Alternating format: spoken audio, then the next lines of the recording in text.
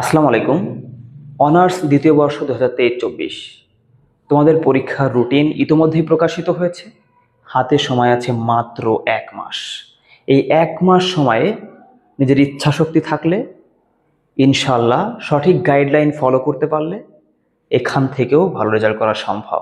যারা এখনো পড়া শুরু করো নাই তারাও যদি চেষ্টা করো, এই 1 মাস কঠোর পরিশ্রমের মাধ্যমে অনার্স দ্বিতীয় বর্ষে একটা ভালো ফলাফল অর্জন করা অবশ্যই সম্ভব। তো এই কারণে তোমাদের এই যাত্রাটাকে আরো বেশি সহজ করার জন্য আমি আজকে একটা গাইডলাইনমূলক ভিডিও নিয়ে চলে এসেছি। তোমরা কিভাবে পড়বা, এই একটা মাস তোমরা কিভাবে সাজাবা। মূলত আজকের ভিডিওটা আমি আলোচনা করব যারা গণিত বিভাগের শিক্ষার্থী রয়েছে তাদের পরীক্ষা রুটিন এবং তাদের পড়ার রোডম্যাপ নিয়ে। তোমাদের যদি অন্য অন্য ডিপার্টমেন্টের কোনো গাইডলাইন প্রয়োজন হয় অবশ্যই আমাকে কমেন্টে জানাবে, আমি পরবর্তীতে তোমাদের নিয়েও ভিডিও করব। বাট আজকের এই ভিডিওটি শুধুমাত্র যারা গণিত বিভাগের শিক্ষার্থী তাদের জন্য। আসো আমি দেখে ফেলি তোমাদের পরীক্ষা রুটিনটা। তোমরা ইতিমধ্যেই দেখেছো, আমি তারপরও একটুবার এখানে তোমাদেরকে স্মরণ করিয়ে দিতে চাই। তোমাদের একদম প্রথম পরীক্ষা হচ্ছে আগামী 28 তারিখ। তাহলে আগামী 28 তারিখে তোমাদের যে পরীক্ষা, অর্থাৎ 28 সেপ্টেম্বরের যে পরীক্ষা, সেই পরীক্ষাটি তোমাদের কি ইংলিশ কম্পালসারি পরীক্ষা। এই পরীক্ষা তোমাদের সকলেরই রয়েছে। তো এই পরীক্ষার পরবর্তী পরীক্ষা হচ্ছে ক্যালকুলাস 2। এটি হচ্ছে 1 অক্টোবর, অর্থাৎ তোমাদের মাঝে গ্যাপ হচ্ছে মাত্র 2 দিন। এর পরবর্তী পরীক্ষা অর্ডিনারি ডিফারেনশিয়াল ইকুয়েশন, এর মাঝেও তোমাদের কি বন্ধ রয়েছে মাত্র 2 দিন। একইভাবে ফরটার্ন প্রোগ্রামিং এর আগেও মাঝখানেও কিন্তু বন্ধ মাত্র 2 দিন, যেটা আসলে একেবারেই অবিচার বলা চলে। আমার কাছে মনে হয়েছে যে দ্বিতীয় বর্ষের মতো এরকম বড় বড় সাবজেক্টে অর্ডিনারি, ক্যালকুলাস, ফরটার্ন এসব মাত্র 2 দিন বন্ধ, এটা অবশ্যই যথেষ্ট নয়। তবে যেহেতু জাতীয় বিশ্ববিদ্যালয় রুটিন করেছে তোমাদের কিন্তু এটা মেনে নিতে হবে, এবং এটা মেনে নিয়েই তোমাদের এখন থেকেই সেই প্রিপারেশনটা গুছাতে হবে। এরপর দেখো তোমাদের এরপর রয়েছে ফিজিক্স 3। এই ফিজিক্স 3 পরীক্ষার পূর্বে তোমাদের প্রায় 27 দিনের মতো বন্ধ রয়েছে। এরপর পরবর্তীতে রয়েছে হচ্ছে রসায়ন 2। এর আগেও তোমাদের প্রায় 10 থেকে 11 দিনের কিন্তু একটা গ্যাপ রয়েছে। এরপরে দেখো পরিবেশ রসায়ন আগে, এর আগে মাত্র 2 দিন বন্ধ রয়েছে। এখন আসো তোমাদের এই যে নন মেজর যে 3টা সাবজেক্ট রয়েছে, এই 3টা সাবজেক্ট তোমরা এখন হাতই দিবা না, অর্থাৎ এই 3টা সাবজেক্ট তোমাদের ব্রেন থেকে সরায় ফেলো। এখন তোমাদের ফোকাস হচ্ছে লাস্ট একটা মাস তোমাদের ফোকাস হচ্ছে এই 4টা subject, English compulsory, calculus 2, ordinary differential equation এবং ফরটার্ন প্রোগ্রামিং। তা আমি মূলত এই 4টা সাবজেক্ট এই 1 মাসে তোমরা কিভাবে পড়লে সেখান থেকে ভালো রেজাল্ট করতে পারবা সেটা নিয়ে আলোচনা করব। এটা আলোচনা করার জন্য আমি নেক্সট পেজে চলে যাচ্ছি। দেখো আমি এখানে সুন্দরভাবে কিন্তু একটা প্যাটার্ন বা সুন্দরভাবে সাজিয়ে রেখেছি তোমাদের কিভাবে মূলত পড়তে হবে। আমার কাছে মনে হয়েছে অনেকে অনেক রকম গাইডলাইন দিবে, বাট আমার কাছে মনে হচ্ছে এই ভিডিওটি তাদের জন্য সব থেকে বেশি কার্যকর হবে যারা পড়াশোনাতে খুবই দুর্বল রয়েছে, অর্থাৎ যারা এখনো পড়া শুরু করো নাই বা শুরু করবা ভাবছো। দেখো তোমাদের এখানে যে 4টা সাবজেক্টের জন্য আমি 4টা বক্স রেখেছি এবং ডেইলি কিভাবে পড়বা সেটা নিয়ে একটু আলোচনা করব।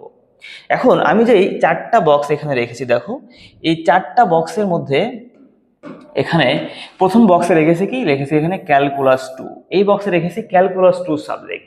এখন আমার কাছে মনে হয় যে পরীক্ষার আগে তোমরা 2 দিন পরে যদি সেটা শেষ করতে তোমাদের হয়, তার থেকে তোমাদের যদি টাইম নেও যে আমি এই 1 সপ্তাহ অর্থাৎ 7 দিনের মধ্যে আমি ক্যালকুলাস 2টা সুন্দরভাবে বুঝে বুঝে শেষ করব, সেটা অবশ্যই সম্ভব। তাহলে তোমাদের টার্গেট নিতে হবে একটা সাবজেক্ট। অনেকেই তোমাদের অনেকভাবে রুটিন দিবে, গাইডলাইন দিবে যে প্রত্যেকদিন এই সাবজেক্ট 2 অধ্যায়, ওই সাবজেক্ট 2 অধ্যায়।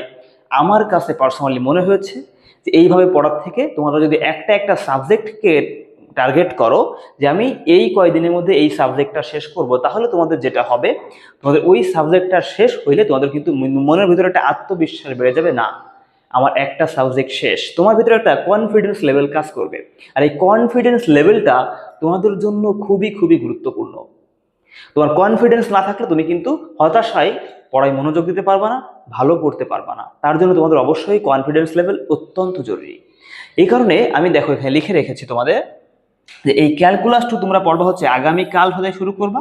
আগামীকাল তোমাদের 27 তারিখ, এই 27 থেকে 2 সেপ্টেম্বর পর্যন্ত, অর্থাৎ এই 1 সপ্তাহ 7 দিনের টার্গেট নিবা। এই 7 দিনের মধ্যে তুমি ক্যালকুলাস 2 যে 14টা অধ্যায় তুমি পড়বা, সেই 14টা অধ্যায়ে প্রত্যেক দিন 2টা করে অধ্যায় শেষ করবা। ডেইলি 2টা অধ্যায় শেষ করলে এই 7 দিনে তোমার 14টা অধ্যায় শেষ হয়ে যাবে। আসো ক্যালকুলাসের পার্ট শেষ, এবার আসো আলোচনা করি অর্ডিনারি ডিফারেনশিয়াল ইকুয়েশন। এটার জন্য তুমি 7 দিন সময় বরাদ্দ রাখবা, সেটা হচ্ছে আগামী 3 তারিখ থেকে 9 তারিখ। এই 3 তারিখ থেকে 9 তারিখ তোমরা অর্ডিনারি ডিফারেনশিয়াল ইকুয়েশন টাইম দিবা, এবং এই 7 দিনের ভিতরে তুমি প্রত্যেক দিন যদি 2টা করে অধ্যায় পড়ো তাহলে দেখবা তোমার লাস্টের দিকে কয়েকটা দিন থেকে যাচ্ছে। তো লাস্টের দিকে কিছু কিছু ম্যাথ বড় বড় আছে চ্যাপ্টার 16-এ বা চ্যাপ্টার 11-এ, তোমাদের চ্যাপ্টার 11টাকে তোমরা জাস্ট 1 দিন বা 2 দিনে ভাগ করে নিবা, যেহেতু অধ্যায়টা অনেক বড়। তো সে কারণে তোমরা তোমাদের সুবিধা মতো আর কি টার্গেট রাখবা যে এই 7 দিনের ভিতরে শেষ করবা। ডেইলি মনে করো তুমি 2টা করে অধ্যায় শেষ করলে। এই হচ্ছে অর্ডিনারির পার্ট। এবার আসো ফরটানের পার্ট। ফরটান প্রোগ্রামিং তোমরা মনে করো 10 থেকে 16 তারিখ অর্থাৎ 10 থেকে 16 সেপ্টেম্বর টার্গেট নিবা ফরটান প্রোগ্রামিং। তো এই 7 দিনের ভিতরে তোমরা ফরটান প্রোগ্রামিং একদম ভাজা ভাজা করে ফেলবা, ঠিক আছে? ফরটানে কিন্তু প্রচুর পরিমাণে প্র্যাকটিস করতে হবে, বুঝতে হবে, নিয়ম জানতে হবে এবং প্র্যাকটিস। উইদাউট প্র্যাকটিস কিন্তু ফরটান প্রোগ্রামিং কখনোই পাওয়া সম্ভব না।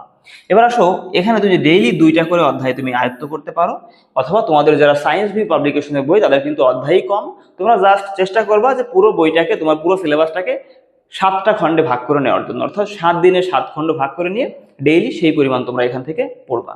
তাহলে ফরটান প্রোগ্রামিং 16 তারিখের মধ্যে আমাদের শেষ। তোমার যখন এই 3টা সাবজেক্ট শেষ হয়ে যাবে তোমার ভিতরে কিন্তু আনন্দ কাজ করবে, অনেক বেশি আগ্রহ বেড়ে যাবে, না আমি মনে হয় পরীক্ষায় ভালো করতে পারবো। এজন্যই আমার এই গাইডলাইনটা। অনেকেই অনেক রকম গাইডলাইন দিবে, আমার কাছে মনে হয় এই গাইডলাইন তোমাদের জন্য সব থেকে বেশি বেস্ট হবে। এবার আসো ইংলিশ কম্পিউটারে। এই ইংলিশ কম্পিউটারের জন্য তোমাদের এখন থেকে না পড়ে আমার কাছে মনে হয় পরীক্ষার আগে 10 দিন অর্থাৎ 17 থেকে 27 তারিখ এই 10টা দিন তোমাদের কম্পালসারি ইংলিশের পুরোপুরি ফোকাস রাখা উচিত। তাহলে এই 10 দিন পরে কম্পালসারি ইংলিশে তোমরা কিন্তু অবশ্যই পাস তো করবাই, চাইলে আরো ভালো মার্ক পেতে পারো, বাট ভালো মার্ক পেয়ে তোমার কাজ নেই, তবে তোমাকে পাস করতে হবে। তাহলে এটা কিভাবে পড়বা দেখো, তোমাদের গ্রামার পার্ট আছে এবং এখানে রিটেন পার্ট আছে। অবশ্যই তোমাদের গ্রামারের দিকে বেশি ফোকাস রাখতে হবে, গ্রামারের পাশাপাশি ডেইলি একটা করে রিটেন পার্ট তোমরা এখান থেকে এই 7 দিনে পড়বা। তাহলে আমার কাছে মনে হয় যে এখান থেকে ইংলিশ কম্পালসারি তোমরা অবশ্যই ভালো করবা। এই গাইডলাইনটি মানো, আমার কাছে মনে হয় তোমরা নিশ্চিতভাবেই তোমাদের একটা ভালো কনফিডেন্স লেভেল চলে আসবে। আর কনফিডেন্স থাকলে পরীক্ষার আগে যে 2টা দিন করে বন্ধ পাবা, সেই 2টা দিনে আমার কাছে মনে হয় তোমরা সুন্দরভাবে পুরো বইটা আর কি রিভিশন দিয়ে ফেলতে পারবা, সেখান থেকে একটা ভালো রেজাল্ট করতে পারবা। এবার আসো এই ক্যালকুলাস 2 এর প্রশ্ন প্যাটার্ন কেমন হবে, এবার অর্ডিনারি ডিফারেনশিয়াল ইকুয়েশনের প্রশ্ন প্যাটার্ন কেমন হবে এবং ফরটান প্রোগ্রামিং এর প্রশ্ন প্যাটার্ন কেমন হবে, কিভাবে পড়লে তোমরা এখান থেকে ভালো করবা। দেখো ক্যালকুলাস 2 এর যদি কথা বলি, ক্যালকুলাস 2, এই ক্যালকুলাস 2 সাবজেক্টে তোমরা নিশ্চিতভাবেই ভাইয়া একটু পড়লেই তোমরা A+ পেয়ে যাবা। ক্যালকুলাস 2 তে তোমাদের প্রশ্ন অনেক বেশি কমন পাবা। এই সাবজেক্টে তোমাদের প্রশ্ন কিন্তু আমি যে সাজেশন দিয়েছি আমার কাছে মনে হয় এই সাজেশন থেকে তোমরা নিশ্চিতভাবেই A+ মার্ক কমন পাবা। তাহলে ক্যালকুলাস 2 কিন্তু আমাদের A+ পাওয়া খুবই সহজ, এখান থেকে কিন্তু A+ পাওয়া খুবই সহজ, কারণ প্রশ্নগুলো হুবহু কমন চলে আসবে। এবার আসো অর্ডিনারি ডিফারেনশিয়াল ইকুয়েশন। ভাইয়া এটা হচ্ছে এমন একটা সাবজেক্ট, তুমি যদি এই সাবজেক্টের নিয়মগুলো ভালো করে শিখতে পারো তাহলে তুমি এই সাবজেক্টে নিশ্চিতভাবে A+ পাবা, যদি মাথা ঠান্ডা রেখে পরীক্ষা দিতে পারো। অন্যথায় যদি নিয়ম না শিখতে পারো তাহলে এই অর্ডিনারি ডিফারেন্স এই সাবজেক্টে তোমরা কিন্তু অবশ্যই খারাপ করবা। তাহলে ভাইয়া তোমাদের কিন্তু এই অর্ডিনারি কিন্তু তোমাদের কি করতে হবে, অর্ডিনারি তোমাদের কিন্তু নিয়ম শিখতে হবে। অর্ডিনারি তোমাদের ভাইয়া নিয়ম কিন্তু শিখতে হবে। অর্ডিনারি ক্ষেত্রে তোমাদের অবশ্যই কিন্তু এখান থেকে নিয়ম, এটা মনে রাখতে হবে। কিন্তু নিয়ম তোমাদের যদি কেউ হুবহু সাজেশন দিয়ে বলে এটা কমন আসবে, আমি গ্যারান্টি দিব তুমি কিন্তু পরীক্ষা দিয়ে আসে সেই ভাইয়াকে কিন্তু অবশ্যই মনে মনে গালি দিবা। সুতরাং আমি যে সাজেশনগুলো দেবো অর্ডিনারি এবং ফরটান এই 2টা সাবজেক্টে, দেখো অর্ডিনারি এবং ফরটান এই 2টা সাবজেক্টে ভাইয়া নিয়ম শিখতে হবে। এখানে নিয়মের বাইরে কোনো কিছু নাই। তুমি নিয়ম না শিখলে, প্র্যাকটিস না করলে তুমি কিন্তু পরীক্ষায় পারবা না। তোমার হুবহু কমন খুব কম আসবে, খুবই কম। হুবহু কমন যেহেতু খুবই কম আসবে, এই অর্ডিনারি এবং ফরটান তোমরা নিয়মটা শিখবা।